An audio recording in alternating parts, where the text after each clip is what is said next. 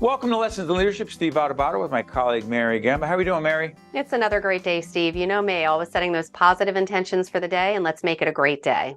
Oh, wow. That is so uplifting. Mary, we're going to talk about empathy in just a moment. But before we do that, can we empathize with our sponsors who make Lessons in Leadership possible? I would love to, yes. And I love how we share a brain. I had them ready to go. So thank you to our sponsors. They include Prager Metis, the International Union of Operating Engineers, New Jersey Sharing Network, Choose New Jersey, Valley Bank. We have the North Ward Center, Veolia, Fedway Associates, Delta Dental, Seton Hall, and the Bacino Leadership Institute, and our newest DevCo in the Helix, which stands for the Health and Life Science Exchange. Some exciting stuff going on in the New Brunswick area in the next couple of years, for sure.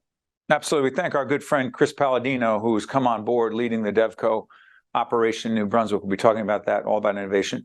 Let's welcome Tierney Wade, who's Chief Operating Officer, the National Society of Leadership and Success. The website will be up.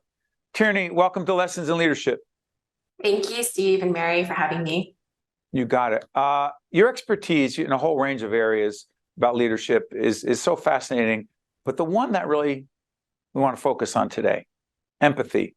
You understand empathy better than most. So here's the question I've been struggling with for 20 plus years as a leadership coach. Can you teach people to be empathetic, or does it have to be in your DNA? That's a great question. I've read studies and seen studies that suggested that empathy is actually a primitive emotion that we're biologically programmed. So we're born with it. It's the nature that is instilled in us. It's actually called like emotional contagion. So it's contagious. It's the ability for us to share another being's emotion. And so that's why sometimes when you're in a room and you see a baby and it hears another baby crying, it too will start crying, right? It's like a contagious emotion. So it's a reflex of shared emotion. So some researchers actually suggest that empathy is hardwired biologically inside of us so that we can take care of our young, right? So increase our odds of our genes continuing. So you are born with empathy, right? It's the emotional contagion. But what happens as you get into adulthood is that your capacity or your bandwidth to have empathy in the forefront of your life, it really shrinks, right? Because you're thinking about taking care of yourself or your loved ones. So that capacity that you have and that bandwidth that you have to exert empathy, it really shrinks. And so I think it's really important that you are able to go back to having awareness that you have it inherently and just making sure that it's something that you are aware of and bringing forth. But it's definitely something we're born with. Now, whether or not we have it into adulthood as an awareness piece, that's something we need to work on. But Tierney, here's the dilemma for those of us who coach, teach, write about leadership, obsess about leadership. You're working with a client who is a vice president of whatever, CEO, whatever, manager, whatever. And they're saying the feedback I'm getting is that I'm not empathetic enough with my team members. They don't sense that I care enough about them and their world. And I'm sitting there trying to coach them to be more engaged, empathetic, and care more. And you seem to be saying, what are you doing, Steve? It is what it is. I think that if you're a leader, listen, results, goals, achievements, those are all really important. We can all agree on that. What we can also agree on is building relationships has to be a leader's top priority in order to exhibit empathy. And so when I think about building relationships and I think about the best ones that you have in your life, whether it's your personal relationship or your professional relationship, why do you stay in those relationships? It's because you're sometimes we need a job. Sorry for interrupting. Sometimes we need a job because you need a paycheck to pay the rent. Correct. Yes. So you stay in it because there's a benefit you're receiving, right? Yep. Either because you feel cared for, you're financially or intellectually benefiting, to your point. And what you need to do as a leader is build that relationship so that the person feels valued and heard, and that they're receiving a benefit from it. Now, you say they can receive a financial benefit from it. Correct. So in that relationship that you're building, you really need to listen, have them be heard, understand what it is that they find mutually beneficial from that relationship so they can be more motivated, more invested, more successful, and they will stay. So I think if you're talking to a leader and really trying to get them to be more empathetic in the workplace, they need to spend the time to authentically want to build that relationship to get that individual to stay. Got it. Easier said than done, but it's important. Go ahead, Mary. Yeah, Tierney, what do you say to people? Because I have heard this before, that I've heard some of the leaders that Steve and I have coached, Steve and I have worked together for over 2 decades, say, hey, if I show too much empathy, too much compassion, it's going to show that I'm a weaker leader. It's going to show that I'm too soft. What do you say to those leaders? Because I do believe there's a fine balance between, as a leader, you do need to make some tough decisions and it's going to make you not popular. But how do you balance being just mean but also being empathetic and not being too wishy-washy? I think there's a separation between being mean or to, as you say, wishy-washy versus being transparent and being human in the way that you communicate. So when I hear that individuals say, well, I don't want to be shown as weak, right? I say, at the end of the day, you're building a relationship with your coworkers. You're building a relationship with your employees and your staff. You showing yourself and being vulnerable in your thoughts and you're asking for opinions shows that you have no ego. It doesn't show that you're weak. It shows that you have no ego.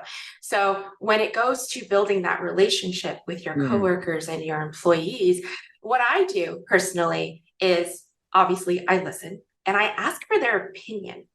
Right? And I show that I care about what they're saying. I also try not to be rehearsed. So what I do then is when I speak to them, I don't use corporate jargon or philosophies from like a book or a strategy that I've read. Instead, I share with them in plain speak as if we're just talking, right? So that we can focus on what we're saying versus having them decipher what I'm trying to mean. And I think it is important as a leader that you are able to be relatable and share your experiences, what you're thinking and what you're feeling as well. It doesn't mean that you're weak. It's meaning that you're being transparent and not having an ego. So I'm one not to really believe in, showing and demonstrating by force or by that I know it all. It's more about relating to actually being interested and invested in their thoughts and their feelings. Because at the end of the day, they're the ones who really make the work environment what it is and really grows our company. Tierney, last point on this. There have been times where we have to make a decision to let some people go. And empathy in some people's minds means, well, they have a family, they have a mortgage, they have rent to pay, they have kids, they have college bills, they have whatever. And you have to make the right decision for the team. And if that decision is to let that person go, you want to empathize with that person's experience and the fact that they're going to suffer financially, but you still have to do what's right for the team. And if that person walks away thinking you're a horrible person and you hurt them, you have to live with it. And that's why leadership ain't for everybody. Because while we're being empathetic, we also have to be empathetic and compassionate and real to the bottom line of the organization and everybody else. Complex stuff. Tierney Wade, Chief Operating Officer of the National Society of Leadership and Success. I want to thank you so much for joining us on Lessons in Leadership. Thank you. Thank you for having me. You got to stay with us. We'll be right back. This edition of Lessons in Leadership is made possible by the Buccino Leadership Institute at Seton Hall University, Prager Metis, Valley Bank, the International Union of Operating Engineers Local 825, the North Ward Center, the New Jersey Sharing Network, Delta Dental of New Jersey, the Helix, Fedway Associates Inc., Veolia, Resourcing the World, Choose New Jersey, and Seton Hall University, showing the world what great minds can do since 1856.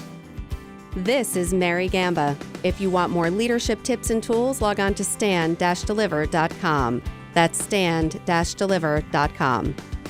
Promotional support for this edition of Lessons in Leadership with me, Steve Adubato, and my colleague, Mary Gamba, has been provided by NJ.com, NJBIA, and New Jersey Business Magazine, CIANJ, and Commerce Magazine, and Meadowlands Media, a print and digital business news network.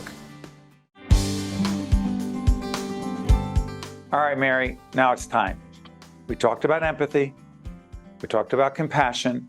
We talked to Tierney Wade about how much of this empathy gene is in your DNA and how much empathy can be taught. Complex stuff. But here's what I keep thinking about. Let me play out a scenario for you. And then we'll talk about difficult conversations, which we were just talking behind everyone's back, our team over here in our studio, about these conversations. You have to let someone go. You have to let someone go on your team. Why? Because the person's not carrying their weight, the person's not performing at a certain level. You've got to make financial cutbacks. Scarlett was just talking about Elon Musk was saying he had to let a bunch of people go. You said it was one of the hardest days in his life, right? So here's the question, Mary. If we have empathy, does that not mean that we care deeply about someone's mortgage, rent, their got to pay for their kids' college? You always talk about that with your two boys. Same here as well. Mm-hmm. You got bills to pay. That person just had a new baby. They bought a new house, whatever. But we've had to make those decisions, Mary. And to that person, I and you, because you did it with me, we look terribly unempathetic. Do you know that? Yes. Yeah, no, am I making this up? It is. But you want to know what? If you don't make those difficult decisions and if you don't have those challenging conversations, the entire team is going to suffer. For example, if you have somebody on your team, they are not pulling their weight, they're not meeting deadlines, they're not communicating and sharing information with the team, that is going to send the message to the rest of the team that subpar behavior, subpar performance is acceptable. That's going to grow like a cancer within the organization. And, at certain times, I actually had people on our team come to me and say, hey, listen, so-and-so is not pulling his or her weight and the extra slack is falling on me. So if you don't make the decision, and it is hard, none of us want to do it. We all want to sing Kumbaya together. And at the end of the day, be like, rah, rah, it's great. But for the longevity and the sustainability of the organization and happy teams and collaborative teams, you need to, have those difficult conversations. But here's the deal, as we provide some tips on having difficult conversations, which are, in fact, I want to be clear. I mentioned my coaching work a lot. My leadership coaching often winds up focusing on this issue. Well, I have to have a difficult conversation with so-and-so on the team, and I'm not sure how to do it. Okay. You have to confront the situation. You have to deal with it directly. I'm not saying it's easy, but here's the thing I've learned, Mary. And Elvin, Elvin, come on in for a second? Or is Elvin directing right now and he can't do anything else? Because I want to pull him in for a second. Elvin, if you can come in. So, Elvin, respond to this if you could. By the way, thank you for wearing the Steve Adubato lessons and Stand and Deliver lessons. Representing, I love it. I love it. Elvin, here's the deal. If someone on the team, say in this case, you and the rest of our team, if you're peeved at me as the leader because I'm acting in a cranky way or a less than productive way, my attitude is terrible, which is not just hypothetical, it's happened in the past, that's on me. But if I make a decision that this is what we need to do for the best of the team, what's best for the team, and someone's angry at me and goes home and says to their significant other or their friend, Steve's a jerk, he doesn't care about people, it hurt us because he let so-and-so go, I have to live with that, don't I? You do have to live with that. And I can't say where, but I'm dealing with that same situation right now. I need to have a rough conversation with someone who works for me. And I have to let them know that, unfortunately, they may be taking a substantial amount of a pay cut. I've been dealing with that. I've been trying to talk to my wife about it. And it's going to be a difficult conversation to have. But at the end of the day, my hands are tied and it has to happen. I don't think that makes me a bad person. I think it's just the company's needs. And the person needs to realize that it's not personal. It's just business. And what if that person does feel that it's personal and you've hurt them personally? You have to live with that as a leader. I do have to live with that. And I try to explain to everyone that I work with, we can be friends, but at the end of the day, we also have to understand how to separate friendship from business. Just because I'm your friend doesn't mean that I don't care about your just because we work together doesn't mean I don't care about your well-being. Sometimes we have to make difficult decisions. And Frank could contest to that because unfortunately during a time, he had Frank Brown, our exceptional audio engineer, coming on as we speak. Go ahead. Yes. At one point in time, I had to give him a tough conversation.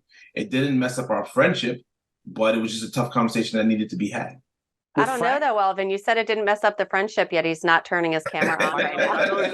Frank, hold on. That was as if on cue. Okay, Frank's laughing. Frank, let let me ask you this, without going into the specifics of what that conversation was, because it was private, not our business. How hard was it for you to hear your friend and colleague and someone you've mentored, we've talked about this in the past, tell you what he believed as leader you needed to hear? How hard was that for you? I mean, if you understand the situation, and once again, business is business, friendship is friendship. Elvin and I became friends through business. So we first were really just working together. So I also knew what was coming down the pike. So him having to deliver that to me and also being a friend, I had to make it easy for him just the same, so that, being mature enough to accept what was coming to me, just so we could get through it. Yeah. But Mary, that's Frank. See, Frank's a mature, solid professional who I've worked with for 30 years. That makes one of us really old, not Frank, me. But I think Frank's the exception, Mary, because when we did it a while back, we did not have that reaction. Fair? Correct. Yeah. But you want to know what? There is a difference between completely letting somebody go and having to have a very challenging conversation that, maybe isn't a complete cut the ties, but is still hard to either the wallet, the bank account, or just morale or ego. But, there is a little bit of a difference there. But yeah, it's never easy. Never, ever easy.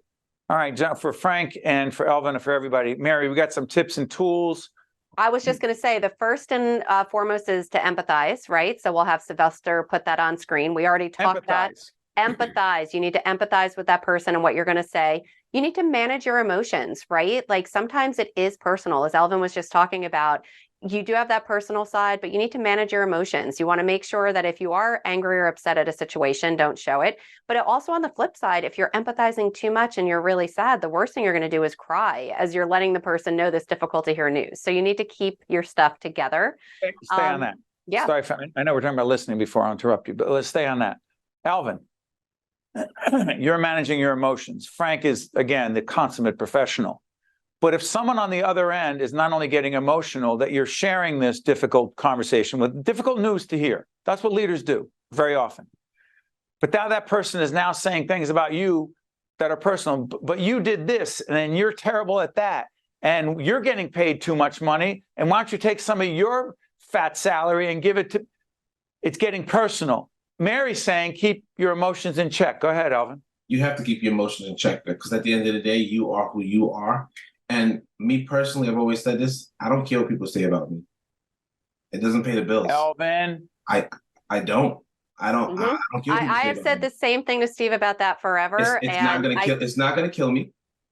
It's not gonna hurt my feelings, because I know who I am. Yeah. If you know who you are, words don't hurt. Alvin. I feel the same way. Mary, listen. When people tell me they don't care what anybody says what they say, I respect it to a degree. But are you telling me that all of us don't want to be liked? Seriously? I told you I don't care that much. It puts too much control in the other person's perception of me if I care to that degree. Of course, it's nice to be liked. I don't want to be demoralized or insulted. But at the end of the day, I'm confident enough in myself and my ability and my work that I don't let that get under my skin. Frank, real quick, before we go to the next tip and difficult conversation, does it being, quote, liked, because I often say to our clients that I'm coaching, you want to be liked all the time, you can't be a great leader. But I do want to be absolutely right. It's absolutely right. Go ahead, Frank. There's no way to be a great leader and be liked all the time. Right. Why no way? You have to be the bad person, and in your eyes, you're doing what you have to do because it's your job. But the bottom line is, the people that you may have to deliver bad information to, they may not like it, but you become the bad guy in their eyes. Can I bring this up? Now we're taping at the end of September 2023. This will be seen later. This is going to be old news, but it's still important news. The Jets. I'm a Giants fan, but root for the Jets as well. It's not like the Mets. I'm a Yankee fan. I don't like the Mets, but that's another story. The Jets had to have a hard conversation with, well, by the time this airs, he may not be on the team, Zach Wilson. They bring in the superstar quarterback, right? Who's get 4 games in, he's hurt. They got a backup quarterback that's not really a quarterback. He can't play in the NFL. Backup starter can't play, Zach Wilson. They had to have a hard conversation with him that you got to go. Because by not doing that, and he's probably gone by the time this airs, you're actually giving the shaft to the rest of the team. Alvin, go, and then Mary and Frank. That's a hard conversation. For whatever reason, they didn't have it. Go ahead, Alvin.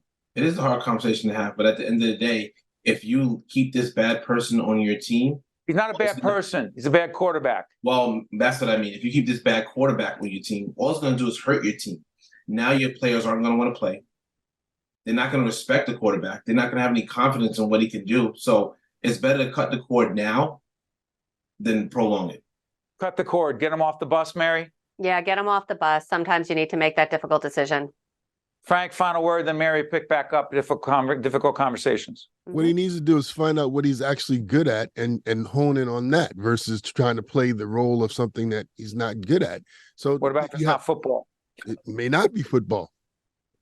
May not be. I know, but they pay. I'm an audio engineer. I'm not a director. I'm not a producer. You know what's so funny? Listen to Frank right now. I'll get off this in a second. And again, we don't know what's going to happen with Zach Wilson. One of the reasons the Jets kept him on the team, this isn't about football. It was when you take someone, this is leadership. When you pick someone as the first pick in the draft and you pay that person dozens of millions of dollars, then you're afraid to let that person go because it makes everyone know that you realize you made a mistake. Yep, you did. Cut your losses, let it go. You got to eat the money because no one else wants them. I'm not saying it's hard to do, but that's leadership. Mary, third point. Yeah, and I was going to say the third point was going to be agile, and that just brought to my mind, Elvin, I know we're doing this in real time. Do we have our guests back in the waiting room? Shall we try? Why don't we take a quick pause where we are, Steve? We will definitely pick this back up, and we'll see if we can get our guest on, and then we'll be back in just a second. How do you like that, being agile? We're agile. I'll be back after this.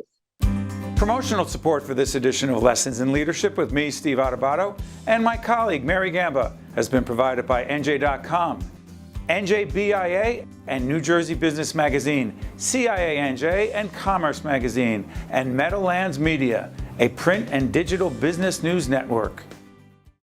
We're back. No, we're not wearing what we were wearing before. Why? Because it's 4:47 in the afternoon, and we were taping the other thing at 10:06. Yes, we tape out of order. Mary, what were we talking about? We were talking about some really important things. So for viewers, they would have just seen us talking about those really difficult conversations. And we were giving, tips and tools. You need to empathize. You need to manage your emotions. And then we quickly talked a little bit about being agile and flexible because we were potentially throwing to one of our guests that we ended up having on later in the day. So that's where we left off. So we can pick it up with another tip or tool. And I have one if you'd like. Oh, yeah, sure. Have a strategy. And that's my strategy was making sure that Frank and Elvin were both back on camera because I would love to get their opinion on this. When you need to have that difficult conversation, obviously Elvin was talking about the fact that he had to have a difficult conversation with someone. When you need to have that difficult conversation, how important is it, Frank, your turn, to have a strategy going into that conversation? I mean, a strategy is important for anything. I mean, if you don't figure out how to deliver it, because the delivery is everything. How you present it is everything. And it could be the same message for a bunch of people. So what's important is how you deliver to each person individually. And that, as a good leader, you have to figure that out. That's very important. I like what Frank said, but let me push back a little bit, my friends. As the great leadership philosopher Mike Tyson once said, everybody's got a plan until they get punched in the face. So let me ask. No, wait a minute. You think I made that up, Elvin? You're muted. I've heard that before. Yeah, okay. I didn't say I made it up. All I'm saying is you got a plan. I hear you. You got a strategy. I hear you. Difficult conversations. It goes sideways. You get punched in the face metaphorically, meaning you get pushback you didn't expect. What happened to your plan, Elvin? That's a good question. The plan's out the window, now you're ad-libbing. But for me personally, I try to go over every conversation that I'm going to have with anyone, meaning an employee or a colleague, with my wife. She's my biggest advocate. She works in human resources, is what she does for a living. So I run everything past her, and she comes back to me, well, they may say this, they may say that. So I try to be well prepared, because the one thing I don't want to do is make anyone cry or put myself in a bad situation to say something that I may not have should have said. Okay. So now we're getting down to it. You've never made anybody cry by delivering a hard message in a difficult conversation. Because if I know I have. I have not. Only children, meaning my children, but no one in a professional environment. Wait, Elvin, in all truth, have you ever had to let anybody go? I have, actually. I was on a job doing an esports gig, and I had a handheld operator who was just very, very, very lazy. And I was trying to make work. So that's why they didn't cry, because they didn't care. No, he did care. Mary, did you hear the session we did on listening? Sorry. Okay. Go ahead, Elvin. At the end of the day, I had to have that conversation with him, and I tried to have my production manager do it. And he was like, no, if you're going to let him go, it's on you. You got to let him know. So I told him, and I thought he took it okay until I was leaving the building. And as I was leaving with some other coworkers, he approached me and was like, well, please give me another chance. I really need this job. You know, this was a 3-day event. I was planning on that money. And I was like, I'm sorry, the decision was already made. Long story short, I'm glad that I was with other colleagues because he was ready to have an altercation over me letting him go. Wait, hold on. The Mike Tyson thing just got real. So hold on. You're saying that you actually think that he wouldn't have cried, but he may have gotten physical. Oh, no, he was ready to get physical. But luckily, I was with a group of people that it didn't go that way. Wow. But you got to think about it, Steve. In the freelance industry, when you're on a gig and you're supposed to get 4 days straight and you're fired after the first day, who knows his circumstances? You know, let me ask you something, Frank. There's a rule that if you get fired, it's not a rule, but I always thought about this because I've been fired so many times from different networks. And you know, when a network says we're going in a different direction, that means they don't want you. I figured that out. Never beg for the job. You believe in that, Frank? Never beg. Absolutely. I won't beg. No, you have to have some self-respect. Your integrity is everything in front of these people. And it also lets them know that, you know, there's a possibility you could circle back and hire me again. So, and they need to know that. But if you go out whining and seem like your self-respect is out the window, the bottom line is, why would I hire this person again? I love it. Hey, Mary, you got any more tips on these difficult conversations? I do. I would love to just finish with this one because I think it's important. Use real life examples. So whenever you have to have a difficult conversation, don't just say to somebody, you know, Steve, you really, you know, we're a jerk today. You didn't handle that well, right? No, instead go to somebody and say, Steve, you know, when you spoke to X, Y, and Z in this way, let me give you an example. Yes. It probably wasn't received well, right? So make sure you always use concrete, specific examples so the person knows what you mean. Sorry for interrupting you, Mary. I just was saying we all needed to listen better, and I interrupted you. That's okay. Elvin, are you giving us the message in the chat that it says officially say goodbye? Yes, sir. Frank, do us a favor. You got a great voice for television, radio, or any media platform. Frank, do us a favor. Say goodbye to everyone. Thank you for joining us today on our show, ladies and gentlemen. We want to, I don't know if you need to thank your sponsors or anything, Steve, but at this point, we always want to thank the sponsors, but have a good day. Wow, he was good. See you next time. This edition of Lessons in Leadership is made possible by the Buccino Leadership Institute at Seton Hall University, Prager Metis, Valley Bank, the International Union of Operating Engineers Local 825, the North Ward Center, the New Jersey Sharing Network, Delta Dental of New Jersey, the Helix, Fedway Associates Inc., Veolia, Resourcing the World, Choose New Jersey, and Seton Hall University, showing the world what great minds can do since 1856. This is Mary Gamba. If you want more leadership tips and tools, log on to stand-deliver.com. That's stand-deliver.com.